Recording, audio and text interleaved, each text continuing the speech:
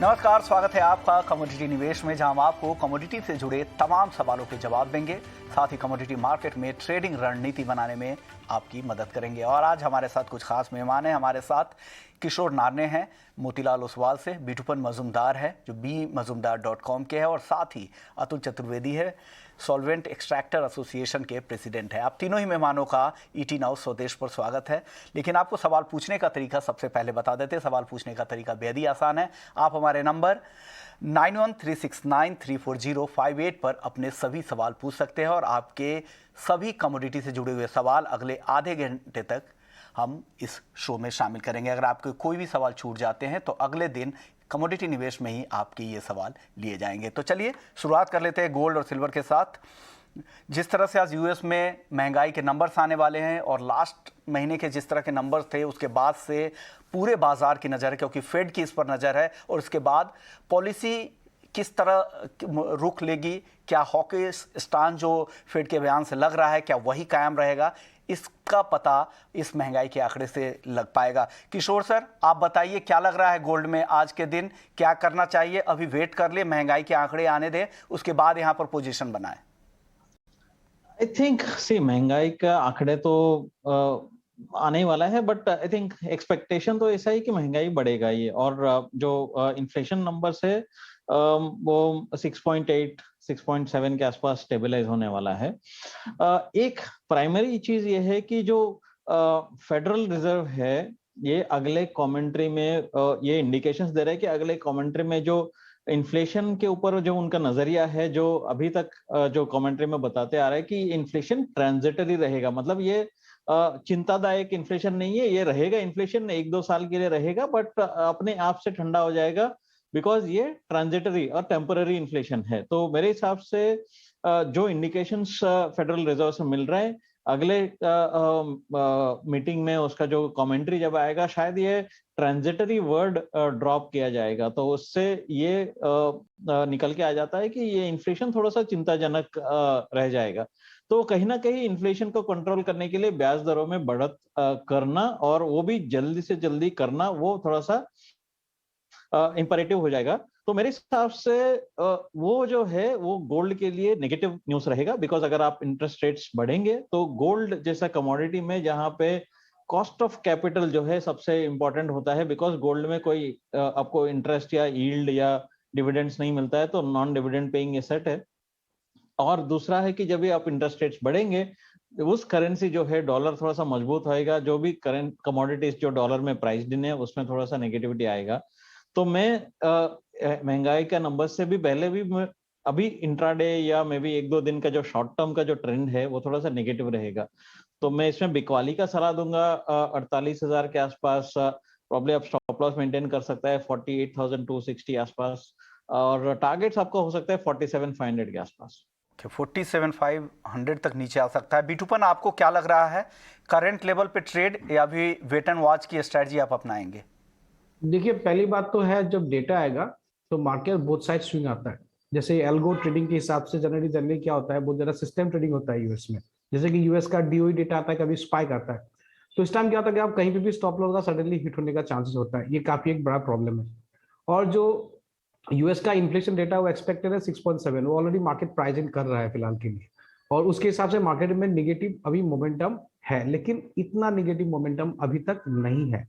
दो पर्सपेक्टिव से हम लोग देख सकते हैं। अगर डेटा जो रीड है, तो डेटा रीड थोड़ा कम आता है, अनएक्सपेक्टेडली थोड़ा कम हो जाता है, तब शायद थोड़ा सा जो टेपरिंग वाला जो इश्यूज है उससे शायद थोड़ा सा मार्केट में चेंजेस हो सकता है। तो ब्रॉडर अभी टेक्निकली अगर मैं देखता हूँ, टेक्निकली अगर मार्केट देखता हूँ, मैंने लास्ट आपको भी बताया था कि 48,350 के ऊपर या 350 और उसके बाद 500, मतलब 48,350 500 के ऊपर अगर मार्केट सस्टेन जब तक नहीं करता है, गोल्ड में अभी फिलहाल के लिए तेजी का माहौल नहीं है। हाँ, अगर थोड़ा डेटा आने के बाद मार्केट स्टेबलाइज होता है, तब शायद अगर मार्केट में ये सस्टेन नहीं कर पाता तो तभी सेलिंग होगा। लेकिन फिलहाल के लिए मैं बिफोर द डेटा थोड़ा सा स्टैंस लेना थोड़ा मुश्किल हो जाए, क्योंकि स्टॉप काफी हिट हो जाता है, और हम लोग फ्यूचर मार्केट में जब ट्रेड करते हैं तो स्टॉप लॉस लगा के करना पड़ता है। तो मैं आज के लिए थोड़ा कॉशियसली ट्रेड करूंगा फिलहाल के लिए गोल्ड में। थोड़ा बोथ गोल्ड एंड सिल्वर में वोलेटिलिटीज एक्सपेक्टेड है, डेटा आने के टाइम में बोथ साइड स्विंग हो सकता है।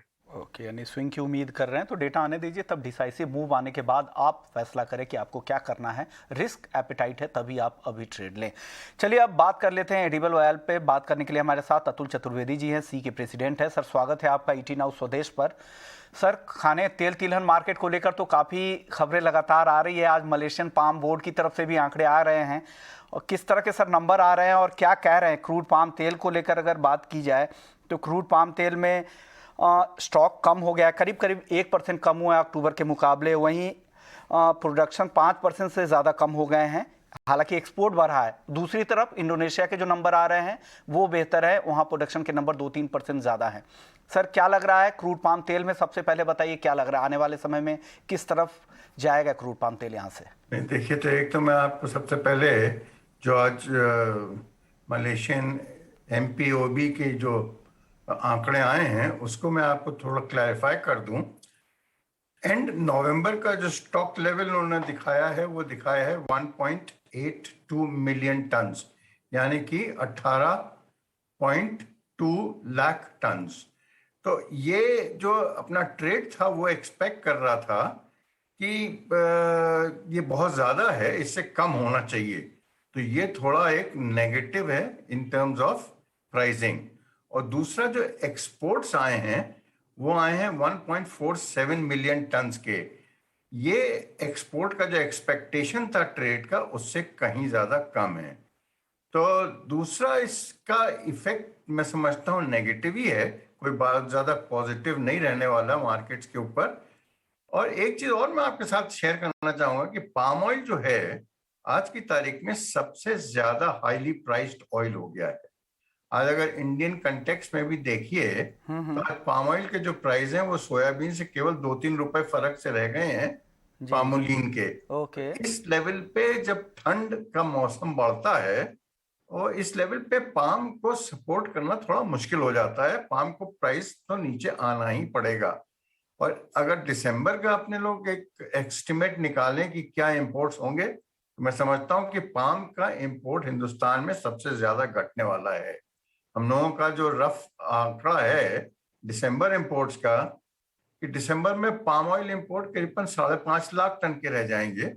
सोयाबीन बढ़ेगा क्योंकि वो कंपेटिटिवली प्राइस्ड है, सोयाबीन तकरीबन 5 लाख टन आ सकता है। और सनफ्लावर वो भी कंपेटिटिवली प्राइस्ड है, वो करीबन 2.5 लाख टन आ सकता है। तो ये सारी चीजें जो है ना वो ये दिखाती हैं कि हिंदुस्तान के कंज्यूमर के लिए वर्स्ट इज ओवर। और अभी किशोर जी ने भी ये बोला कि इंटरेस्ट रेट हाइक हो सकता है बिकॉज यूएसए में भी इन्फ्लेशन के फियर्स चालू हो गए हैं। तो ये अगर आता है वो इंटरेस्ट रेट हार्डन होते हैं तो ये भी एडिबल ऑयल्स के लिए या जो भी कमोडिटीज डॉलर में प्राइस्ड इन होती हैं उसके लिए नेगेटिव होता है। और ये चीजें अपने को दिखाई भी दे रही हैं। क्या सोयाबीन ऑयल वहां पे रिएक्ट भी कर रहा है। और यूएसडीए की जो कल रात में भी जो रिपोर्ट आई है वो भी माइल्डली या न्यूट्रल से कह रही थी कि माइल्डली बेरिश कह लीजिए या न्यूट्रल कह सकते हैं। एक चीज उसमें वहां जरूर ये हुआ है कि जो इसमें बायोडीजल के अंदर एस्टिमेट कर रहे थे लोग कि 11 बिलियन पाउंड्स जाएगा, यूएसडी एक्सपेक्ट कर रहा था, पर ट्रेड एक्सपेक्ट कर रहा है कि 10 से 10.5 बिलियन पाउंड्स ही डाइवर्ट होगा बायोडीजल में। तो इसका मतलब ये है कि तेल मतलब अपने खाने के हिसाब से ज्यादा अवेलेबल होगा। तो ये सब खबर आ रही थी कि यूएस में बायोफ्यूल ब्लेंडिंग की का जो मैंडेट था वहां पर उसको वो वापस लेने का प्रपोजल है। तो क्या इससे क्या असर होगा? क्या इससे फिर अब दाम कम हो जाएंगे सोया तेल के भी? नहीं, वही मैं आपको बताया। देखिए ईपीए का जो मैंडेट आया है उसके बेसिस पे सोयाबीन ऑयल का जो डाइवर्जन है बायोडीजल में वो पहले यूएसडीए की फिगर्स एस्टिमेट कर रही थी तकरीबन 11 बिलियन पाउंड होगा। पर अब जो लगता है चूंकि ईपीए का जो मैंडेट आया है वो थोड़ा कम आया है, उससे लगता है कि 10 से 10.5 बिलियन पाउंड ही डाइवर्ट होगा। तो ये मतलब ये सिंपल इसका ये है कि ज्यादा तेल अपने खाने के लिए अवेलेबल होगा। तो ये सब चीजें थोड़ा इंडिकेट करती हैं कि जो वर्स्ट है कंज्यूमर के लिए वो मैं समझता हूँ शायद थोड़ा पीछे रह गया है। वो आने वाले दिनों में धीरे धीरे, और अपने इंडिया की जो क्रॉप है मस्टर्ड की, अभी तक की जो रिपोर्ट है, हमारे कुछ कलीग्स लोग अभी फील्ड में हैं, उनकी तो रिपोर्ट ये है कि हिंदुस्तान कुछ नहीं तो इस बार जबरदस्त all time record crop harvest कर सकता है, समथिंग लाइक 120 लाख टन या 12 मिलियन टन। तो ये भी थोड़ा आगे के महीनों में प्रेशराइज तो करेगा मार्केट्स को। सर एक और सवाल, आप मस्टर्ड की बात कर रहे थे कि यहाँ नंबर्स काफ़ी अच्छे रहने वाले हैं प्रोडक्शन के। एक यूरोप की भी एक रिपोर्ट थी जिसमें ये कहा जा रहा है कि 2022 में पिछले साल से यहाँ पर 6% ज़्यादा उत्पादन की उम्मीद है। साथ ही यूरोपियन यूनियन में जो उत्पादन है वो 1.8 करोड़ टन होने वाला है, और वहाँ पे भी स्विंग इसलिए बढ़ रही है कि दाम अच्छे मिल रहे हैं, इसलिए वहाँ भी स्विंग हो रही है। तो ओवरऑल क्या काफ़ी सपोर्टिव रहने वाला है ये कंज्यूमर के लिहाज से? प्राइसेस के लिहाज से तो सपोर्टिव नहीं होगा, प्राइसेस तो नीचे ही आएंगे। तो क्या लग रहा है कितनी कमजोरी आ सकती है मस्टर्ड में यहाँ से? नहीं, मस्टर्ड देखिए आज की तारीख में जिस लेवल पे मस्टर्ड है, ये तो बहुत ज्यादा ऊंचा लेवल है। और ये भी क्योंकि अपना fag end of the season है। आज मस्टर्ड अपना नॉर्मली आता है अपना मार्च अप्रैल में, मार्च के अंदर समझ लीजिए मस्टर्ड आता है। तो ये तो बिल्कुल मस्टर्ड का एंड वो है। हम लोगों के जो रफ आइडियाज हैं कि आज सिस्टम के अंदर 7-8 लाख टन से ज्यादा मस्टर्ड नहीं रह गया है। तो आज के प्राइजेस से तो डेफिनेटली मस्टर्ड को नीचे आना ही पड़ेगा। और फिर अगर वर्ल्ड के सारे प्राइसेस थोड़ा प्रेशर में रहेंगे तो मस्टर्ड अछूता नहीं रह सकता। बट हाँ, ये फर्क जरूर है कि मस्टर्ड, इंडियन मस्टर्ड का कोई रिप्लेसमेंट नहीं है वर्ल्ड में। तो हम लोगों का जो मस्टर्ड होता है ये पंजेंट वाले वेराइटी है, और जो रेपसीड इंटरनेशनली होता है वो 00 वेराइटी होती है, उसमें वो पंजेंसी नहीं होती है। तो मैं समझता हूँ हिंदुस्तान का अपना मस्टर्ड जो है ना वो यूनिक ऑयल है, और जितना भी पैदा होगा वो सब खपत भी हो जाएगा अच्छे से। आने वाला साल हिंदुस्तान के कंज्यूमर के लिए अभी से तो डेफिनेटली बेटर होना चाहिए। मतलब जो तो करेंट इस लेवल साल है हम यहाँ लोग से तेजी इनको देखेंगे। सस्ता खाने का तेल मिल सकता है। किशोर सर, आपको क्या लग रहा है तेल तिलहन मार्केट में आगे क्या होगा? क्या नरमी आपको भी लग रही है आने वाले समय में? फंडामेंटली तो नरमी लग रहा है, बट प्राइस, मार्केट प्राइस वो इंडिकेट नहीं कर रहा है। कहीं ना कहीं थोड़ा बहुत शॉर्ट टर्म फैक्टर्स इसको इन्फ्लुएंस करने की कोशिश कर रहे हैं। मलेशिया में पाम का लेबर शॉर्टेजेस थोड़ा सा इम्पोर्ट इसका इम्पैक्ट कर रहे हैं। बीच में क्रूड का थोड़ा सा रैली हुआ था, जो डिप्स से जो क्रूड रिवर्सल हुआ था। सो कहीं ना कहीं फंडामेंटली डेफिनेटली जैसा अतुल जी ने बोला है कि ये एक रिकॉर्ड क्रॉप है, अराइवल सीजन है, भाव तो गिरना ही चाहिए, बट कहीं ना कहीं मार्केट इसको थोड़ा सा वजन नहीं दे रहा है।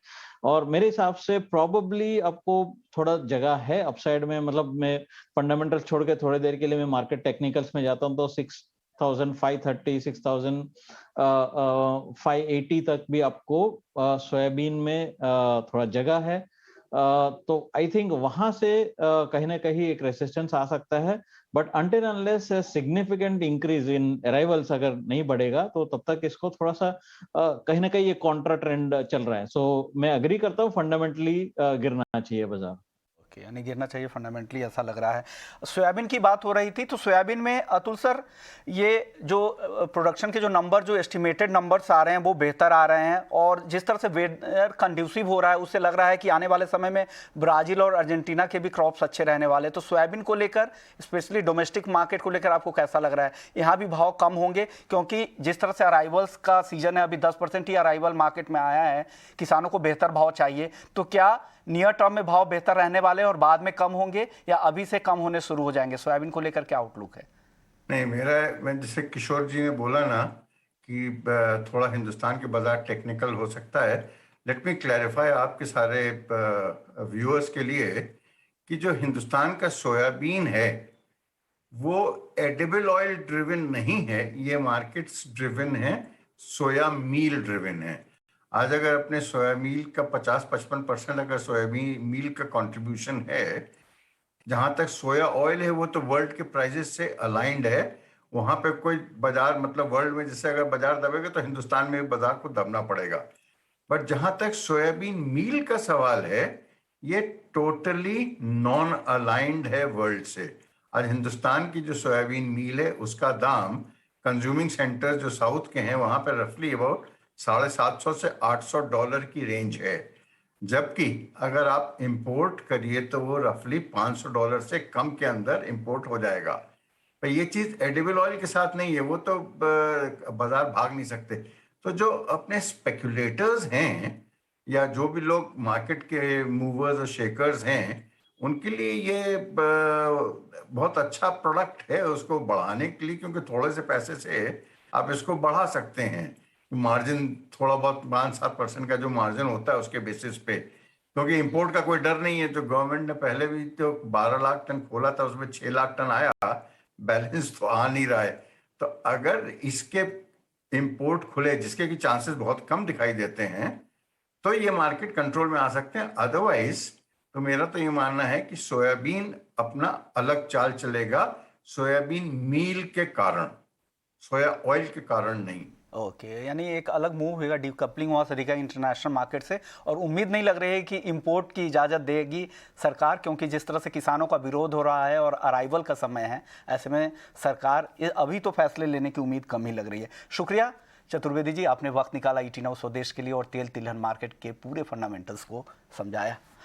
चलिए वापस से अब कॉलर शो है, तो कुछ कॉलर्स के भी सवाल ले लेते हैं। हमारे साथ अगले कॉलर का सवाल आया, राजेश है राजगढ़ से। ये जानना चाह रहे हैं सोयाबीन खरीदें या बेचें। किशोर सर, क्या लग रहा है आपको, सोयाबीन करंट लेवल पे खरीदें या बेचें, क्या करें? करंट लेवल पे तो जैसा मैंने पहले भी बताया कि अगर आप जनवरी कॉन्ट्रैक्ट अगर देख रहे हैं तो प्रॉब्ली 6,530 550 तक जा सकता है, तो जगह है अपसाइड, 80-100 रुपए की जगह है। ओके, तो ये व्यू है। चलिए अगला सवाल पूजा रायपुर का है। ये जानना चाह रहे हैं कि क्या 46,000 तक गोल्ड फिसल सकता है क्या? क्या लग रहा है बिटुपन आपको, 46 आता दिख रहा है क्या? नहीं, इतना बड़ा सेल-अप तो सडनली मैं एक्सपेक्ट नहीं कर रहा हूँ, क्योंकि हो सकता है थोड़ा सा डीप आ सकता है। 47,000 हो सकता है अगर सेलिंग मार्केट में मोमेंटम बिल्डअप होता है आज, क्योंकि व्यू तो मार्केट में थोड़ा सा भी बैरिश जैसा ही है। जब तक 48,350 या सब के रेंज के ऊपर सस्टेन नहीं करता तो सेंटीमेंट थोड़ा बैरिश है, लेकिन शार्प बैरिश नहीं है। तो 46,000 इतना बड़ा मैं टारगेट अभी एक्सपेक्ट नहीं करूंगा।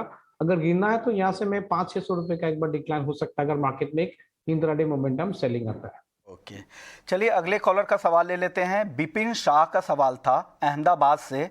ये जानना चाह रहा है कि चांदी में आगे क्या होगा। किशोर सर, क्या लग रहा है चांदी में आगे किस तरह चाल लेगी चांदी? आई थिंक चांदी भी शॉर्ट टर्म में तो मंदी का ही चाल है। प्रोबेबली आपको देखना चाहिए करीब करीब 60,900 या 61,000 के आसपास इसमें भी क्वाली कर सकते हैं। बट अगेन जरूर स्टॉप लॉस मेंटेन करना चाहिए। 61,350 का मैं स्टॉप लॉस दूंगा शॉर्ट टर्म के लिए। तो आप वो मेंटेन करना चाहिए, बिकॉज अगर रेट के बारे में, यूएस इंटरेस्ट रेट्स के बारे में कुछ न्यूज आता है आपका, या इन्फ्लेशन थोड़ा सा कमजोर निकलता है, तो देन एक्चुअली इसमें उल्टा रैली हो सकता है। तो मैं स्ट्रिक्ट स्टॉप लॉसेस के साथ इसमें बिकवाली का राय दूंगा। आपको टारगेट हो सकता है 60,200 के आसपास।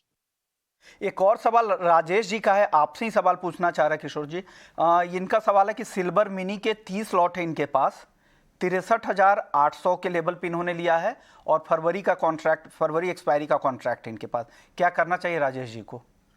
आई थिंक बिकॉज आप थोड़ा सा लंबे अवधि का कॉन्ट्रैक्ट लिया हुआ है आपके पास, मैं एज्यूम करता हूँ कि आपके पास समय है, आप तुरंत आप इसमें से रिजल्ट्स एक्सपेक्ट नहीं कर रहे हैं। तो आपका जो स्टॉप लॉसेस होना चाहिए आपको 59,700 750 के आसपास आप स्टॉप लॉस मेंटेन कीजिए। अगर वो लेवल अगर टूटता है तो थोड़ा सा डाउन साइड एक्सटेंड हो सकता है, तो मैं उस स्टॉप लॉस के साथ होल्ड करना प्रेफर करूंगा। बिकॉज मैं ट्रेंड का जो मंदी नहीं देख रहा हूँ, शॉर्ट टर्म मंदी देख रहा हूँ, but I think medium to long term में दोनों गोल्ड सिल्वर में अच्छा खासा तेजी आ सकता है। बट यहाँ पे ये है कि शॉर्ट टर्म में ये जो वॉलेटिलिटी रहेगा, बिकॉज कि इन्फ्लेशन को लेकर और ब्याज दरों को लेकर मार्केट रिप्राइसिंग कर सकता है अपने आप को।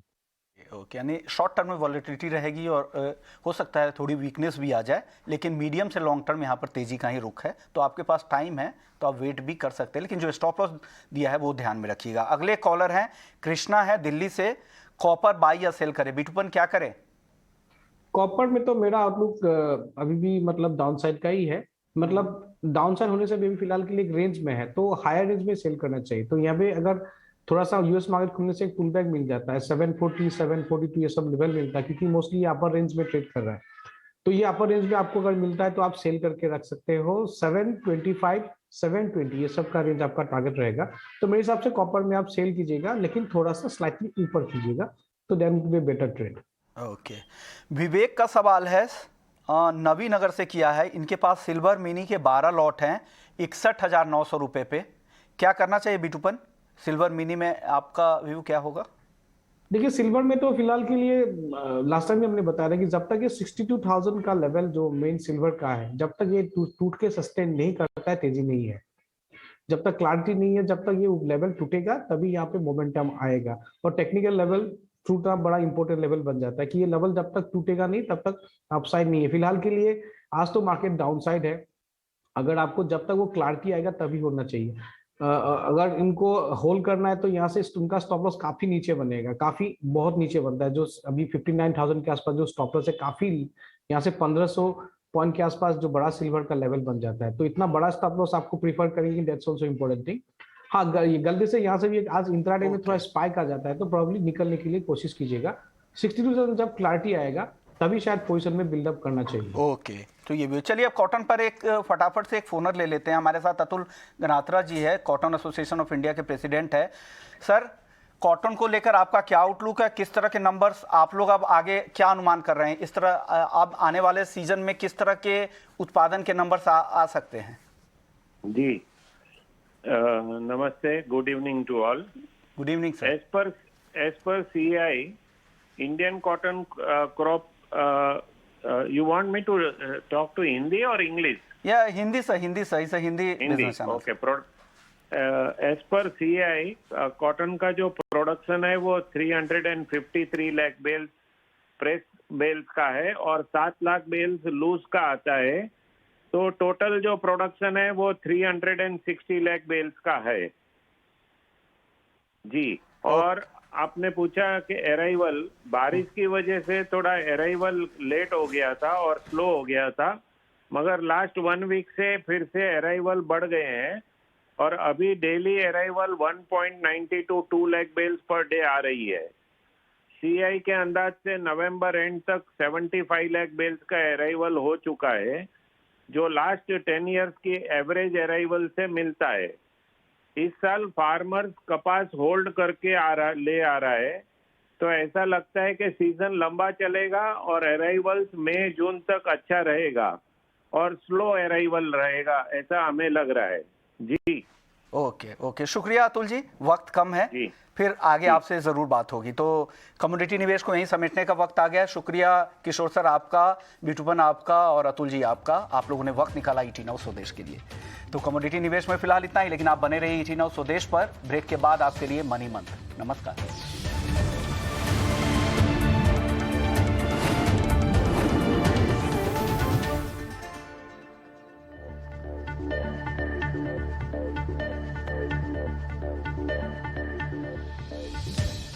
चुनौतियां तो हर बिजनेस में आती हैं, मगर काबू वही पाते हैं जिनके पास होती है पक्की रणनीति। हम देंगे आपको ऐसा नजरिया जिससे बिजनेस करना होगा बेहद आसान। शेयर करेंगे ऐसे आइडियाज जो आपके जीवन में लाएंगे बदलाव, जो भरेंगे आपके पोर्टफोलियो में जान। भारत की तरक्की में अब बढ़ेगी आपकी भागीदारी। ईटी नाउ स्वदेश, बढ़ो देश के साथ।